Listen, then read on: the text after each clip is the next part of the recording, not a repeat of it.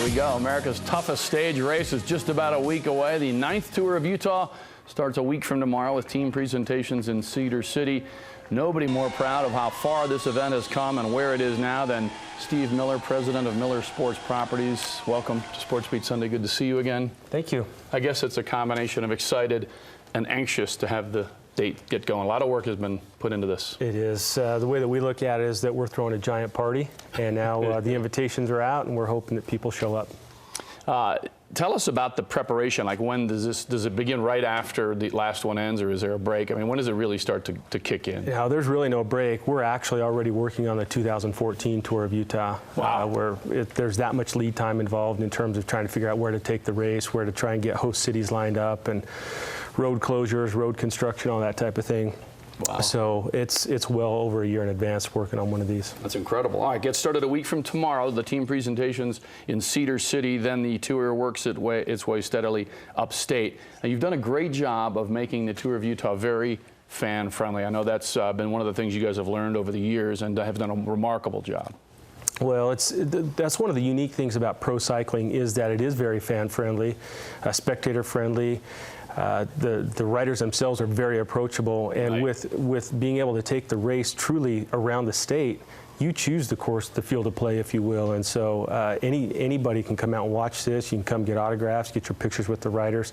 It's a lot of fun. I imagine some of the newer cities who haven't had a chance to participate, some of them not even cities, some of them just towns down in southern Utah, they must be overwhelmed to have this coming through. Well, they're really excited about it. Last year, so for the 2012 Tour of Utah, we invited a number of these potential host cities to come see it. They came to Salt Lake and some of the other stages here in northern Utah. And when they got a taste of that, we went down and sat down with those cities afterwards, and towns, as you mentioned, talked to them, showed them what it took to host a stage of the Tour of Utah. The excitement just, I mean, the lid came off. The excitement was just, it was tangible. That's awesome. All right, let's take a look. Stage 1, Tuesday, August 6th. Bryan Head to Cedar City, 112 miles, going up nearly 6,000 feet. I guess that's right at the start, right? That's actually the highest start of any stage race in North America this year, so that's one of our claim to fame this year. It's going to be a great stage. Stage 2, Wednesday, August 7th, Panguitch to Torrey, 131 miles, elevation gain nearly 10,000 feet. This one is really unique. This is going to pass on Highway 12 over the Calf Creek area and the scenic byway of Highway 12. It's one of the most spectacular highways in all of North America. That finishes in Torrey, which is right at the doorway to the Capitol Reef National Monument. So that's going to be a great stage as well. New territory for us. Mm-hmm. How much feedback do you get from the riders in the planning and maybe reflecting back on what has worked? Well, that feedback doesn't come till afterwards. Right, but I mean, every year we seek and solicit feedback from the riders, and we try to bake that into the following year. We don't want, although our tagline is America's toughest stage race, we don't want to make it ridiculously tough so that we don't have any riders that want to come to it. But so far, we haven't hit that threshold. All right, let's take a look at Stage 3, Thursday, August 8th, Richfield to Payson, 119 miles, more than 6,000 feet in elevation gain there. That's going to go up over Mount Nebo, on the backside of Nebo, and drop down into Payson. Great finish there. All right, Stage 4, Friday, August 9th. Folks around here are going to love this. It's the circus. It's going to be part circus because it's very entertaining, but it's a circuit race. Salt Lake City, 5:30 p.m. starts. It's the Friday night bikes, nearly 34 miles. Reservoir Park, a great place to watch this race, but there are other spots. The Peloton will pass the start-finish line 5 times, and you got Autograph Alley in there on East Capitol Boulevard. I mean, something for everybody in the Salt Lake area. Yeah, this is going to really be a fun night because this is the one time throughout the week that we vary from the daytime racing. This is going to be in the evening, as you point out, Friday night, later in the evening, after work hours, to where we hope that the community really comes out and supports this. And we did this stage 2 years ago on a Saturday, and the crowds were really spectacular.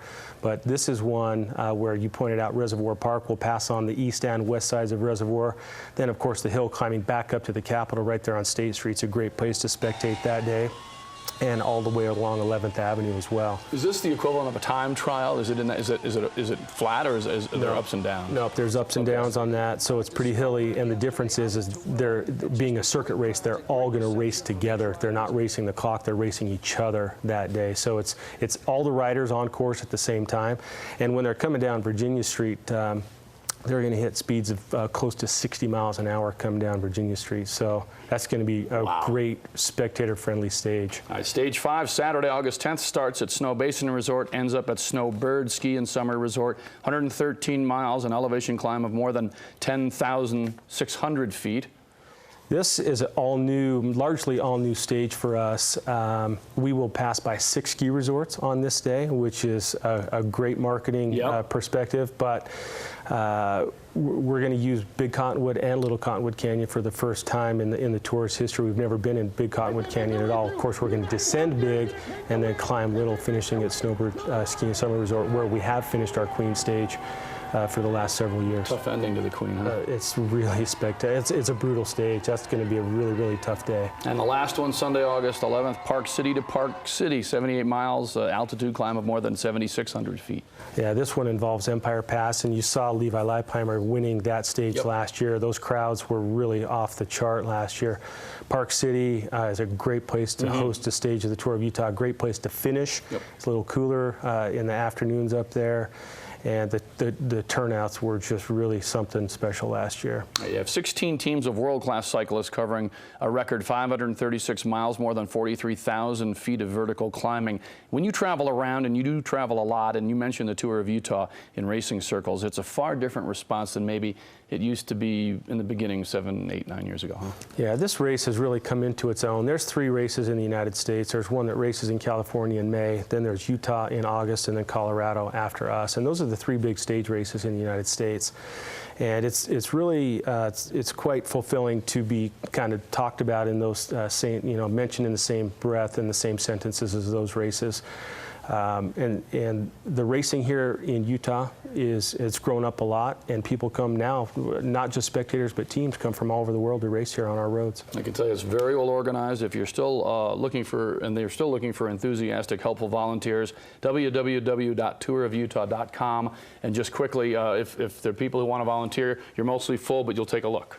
Absolutely. The tourofutah.com, as you mentioned, is a great place to go. All the information is there. Any of the open spots that we have left, we'd love for people to take a look, see what they can do to help. We can't wait for the beginning next week, and of course we'll be covering it. We look forward to it. Let me ask you a couple other questions. You have Bees, first place team, got off to a bad start. They've turned it around. They're playing great baseball. The Miller Motorsports Park hosting major motorcycle track and dirt events coming up in August. The Jazz, a young, exciting team, have to play tougher defense. They know that. What do you think is a realistic expectation from you guys? What challenges does your management team face in looking at this Jazz team? Well, the youth, you pointed the youth out. That's going to be our single biggest challenge, but I think that's also, there's a lot of upside to that. There's no bad habits, so to speak. A lot of these guys are,